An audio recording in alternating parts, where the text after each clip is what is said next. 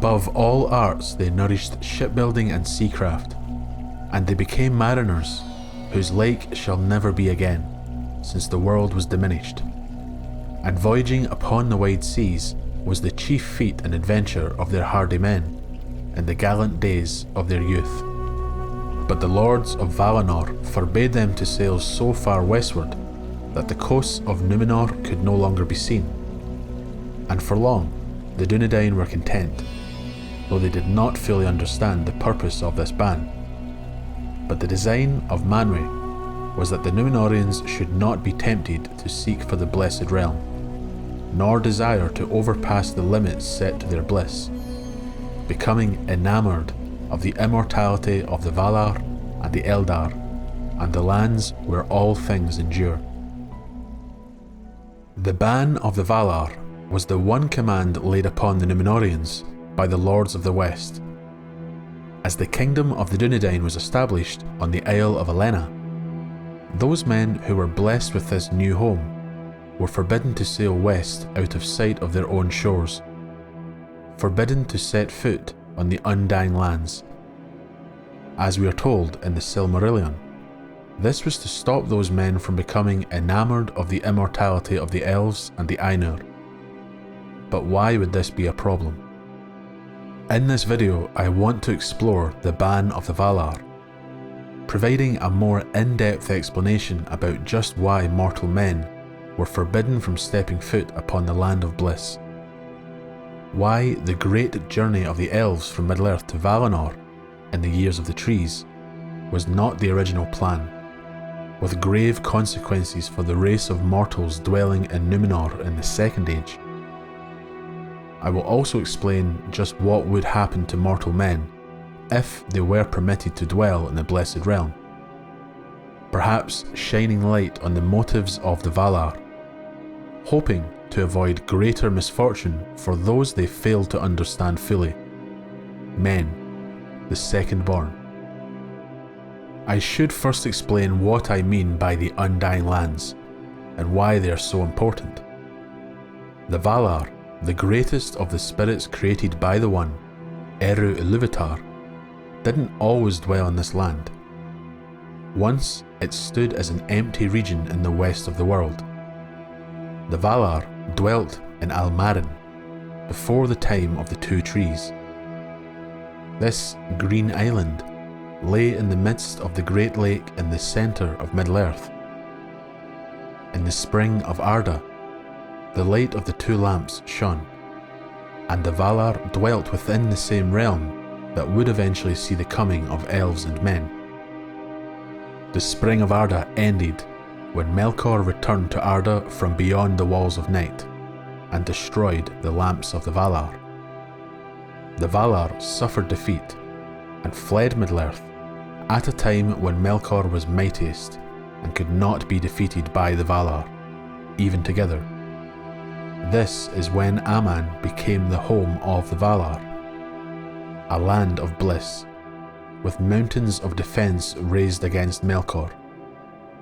The two trees of Valinor were brought into being, and light shone in the west while Middle-earth remained in darkness. The presence of the Valar in this land sets it apart from the realm they fled. As the stain of Melkor seeped into the fabric of the world, the creation of Morgoth's ring, Aman stood as a testament of what could have been in Middle-earth. And Tolkien says, outside the Blessed Realm, all matter was likely to have a Melkor ingredient, and those who had bodies, nourished by the Rua of Arda, had as it were a tendency, small or great, towards Melkor. Elves awoke in Middle-earth, in a land only lit by stars, with a fallen Vala present to torment them. The Valar made the choice to fight on behalf of them. This was the war for the sake of elves, and the Valar found that Melkor's once indomitable form could be overcome, as he had already begun the process of pouring his own power into his devices and the earth itself to dominate and control.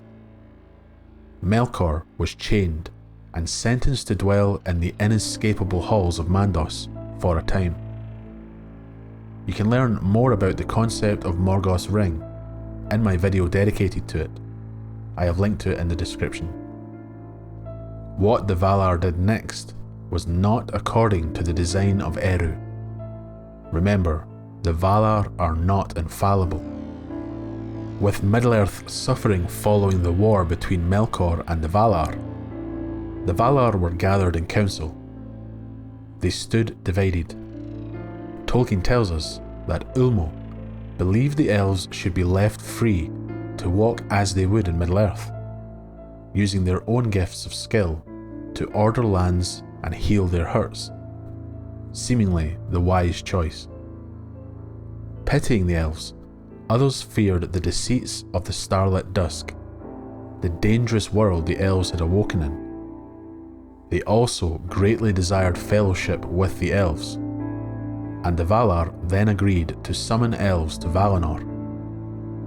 There, they would be gathered at the knees of the powers in the light of the trees forever.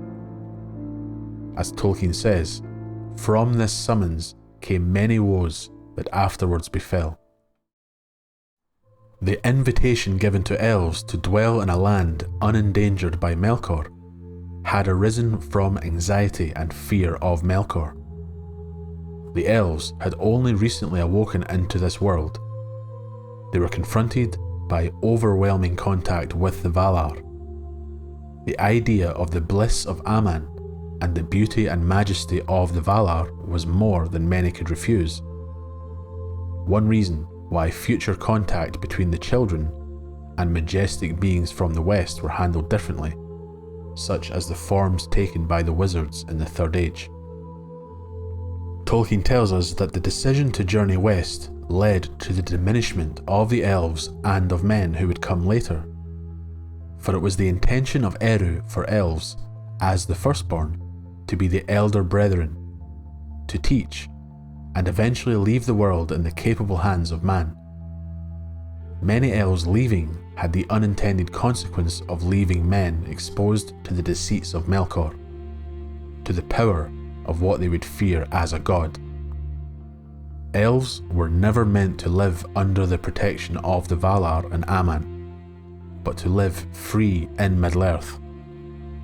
Tolkien explicitly says that the rebellion of the Noldor was one consequence of this, and that one event changed Middle-earth for ages.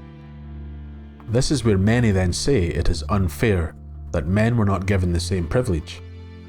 As elves dwelt in Aman with health and lasting joy, no man could go. The Valar forbade it. To the Númenóreans, they said that they did so because Eru had forbidden them to admit men to the Blessed Realm. And they declared also that men would not there be blessed, as they imagined, but accursed, and would wither even as a moth in a flame too bright. All of the children of Iluvatar had their doom decreed by the will of Eru. The Valar were forbidden to even attempt to alter the nature of elves or men, and they would fail if they tried. Each special case that we know of coming through the blessing of Eru himself, and not through the power or will of any of the Valar alone. The speed of the growth of each kindred, relative to the whole life of Arda itself, and of their potential lifespan, was set. Yes, some could be blessed, receiving extended lives through the interactions and proximity of spirits mightier than they. But as a whole, each kindred could not have their nature altered. If the Valar did not forbid men from dwelling with them and with elves in Aman, then as Tolkien says, the Blessed Realm would not be a blessing to them, but would be accursed. Tolkien imagines a scenario where a mortal child is born in Aman. There, in 20 years of the sun, this child grows to maturity. That mortal may then live to be around 100 years old. In Aman, the mortal body would suffer no sickness or disorder, where no such evils existed, unless men brought these evils with them. In Aman, such a creature would be a fleeting thing, the most swift passing of all beasts, for his whole life would last little more than 1/2 year, and while all other living creatures would seem to him hardly to change, but to remain steadfast in life and joy, with hope of endless years undimmed, he would rise and pass, even as upon earth the grass may rise in spring, and wither ere the winter. This mortal would become filled with envy, and would see his life as an injustice when witnessing the graces given to other beings. Envy would lead to being unable to value the gifts held, and man in the blessed realm would begin to view himself as the least of all creatures, the most despised. There would be a desire to escape the fear and sorrow of mortality. He would be burdened his entire life. But what if the blessing of Aman fell upon men too, the spirit itself failing to become weary? This too would be disastrous, for men, like elves, are of the incarnate, beings existing as a union of body and spirit. In this scenario, the body would swiftly grow to maturity, as swiftly in Aman as a bird would hatch and fly from the nest. It would not age or wither, it would remain strong, yet the spirit would not, as its destiny could not be changed according to the will of Eru.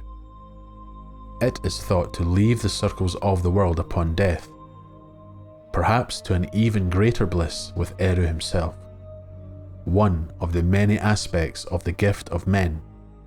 This is how I view the existence of the ringwraiths of Sauron, those men who faded through the use of great rings of power gifted to them, every moment of existence becoming painful to them, a consistent weariness, with the soul yearning to escape and go where it was supposed to go in death, being held prisoner, stretching without growing.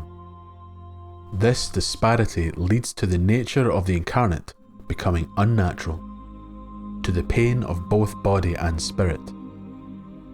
The body, seeking to continue its existence in full vigour, would cling to the spirit, as without it, it ends. And against death it would revolt, as would a great beast in full life either flee from the hunter or turn savagely upon him. But the Fae would be as it were in prison, becoming ever more weary of all the delights of the Roa, until they were loathsome to it, longing ever more and more to be gone, until even those matters for its thought that it received through the Roa and its senses became meaningless. Man would curse the Valar, Aman, and Arda itself. He would become unwilling to leave Aman, which would be walking into a swift death. To be removed from Aman, he would have to be forced to through violence. The nature of man would become beast-like if the mortals were allowed to remain there, the spirit becoming dominated by the body, a tormented soul. Tolkien even provides a frightening scenario where a strong spirit would eject itself from the body, existing as a witless body, as a monster worse than a beast, a creature of Melkor in the Blessed Realm, eventually destroyed by the Valar. Mankind would essentially bring death itself into Aman, through agony or horror. And while many men of Numenor grew to fear the gift of men, having existed within sight of a land out of their reach, the race of men as a whole may have been tainted beyond repair had they been allowed to set foot on Aman. The dread of death would have grown rapidly within them, affecting them, elves, the Ainur, and the land of Aman itself. Thus the ban of the Valar is more than the fear of men becoming enamoured with immortality. It is the fear of the total corruption of man, a fear of twisting his nature into either becoming the most fleeting of all things in Arda, or bestial in nature, hating and envying all other living things, leading to the Valar ending their miserable lives by force through pity. Could the fear of death and the downfall of Numenor have been avoided had the Valar explained all of this? Well, who is to say that they knew all that would happen if man did dwell in Aman? Not only did they lack an understanding of man, but they were obeying Eru and would not question his wisdom. Unfortunately, as the Valar did not understand the nature of man as well as they understood the nature of elves, they failed to understand that they were delaying the inevitable. Permitting man to sail north, south and east was still forbidding them to sail west. As the world was explored, new lands were sought for, and they would begin to question why they couldn't explore the furthest regions of the earth. The curiosity and desire of man. From murmurs of dissent, the Númenóreans would eventually speak openly against the ban, becoming jealous of immortals without ever having to dwell with them in Aman. The need for more led to their corruption, and Sauron gave them a push into their greatest folly, an attempt to break the ban and take what they wanted by force. The Valar, reacting by calling upon the One for assistance against this unheard of attack by the children of Iluvatar, as I explain in my video on the assault of Valinor, linked in the description. Still, the greatest of blasphemies led to the diminishment of a civilization, but not the downfall of an entire race. The ban of the Valar was justified, but could never be upheld forever. Mistakes were made. Elves coming to Aman through the anxiety of the Valar, men being left to deal with Middle-earth and its troubles, the raising of the Isles so close to a land of bliss, giving men a taste of extended life, yet still infinitely shorter than immortality, trusting that the nature of man could be held at bay through a spoken command. The ban of the Valar was always going to be broken, in my own opinion, but I would argue that things could have been far worse had the ban not been enforced. The corruption of Númenor becoming the corruption of mankind.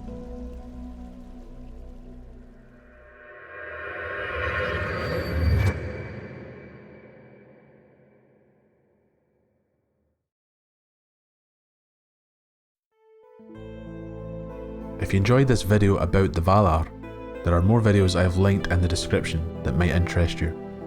Why the Valar turned to Eru when the Númenóreans attacked the Undying Lands, and the role of the Valar in Middle-earth. If you'd like to support the channel, please visit my Patreon page that I have linked in the description. Thanks.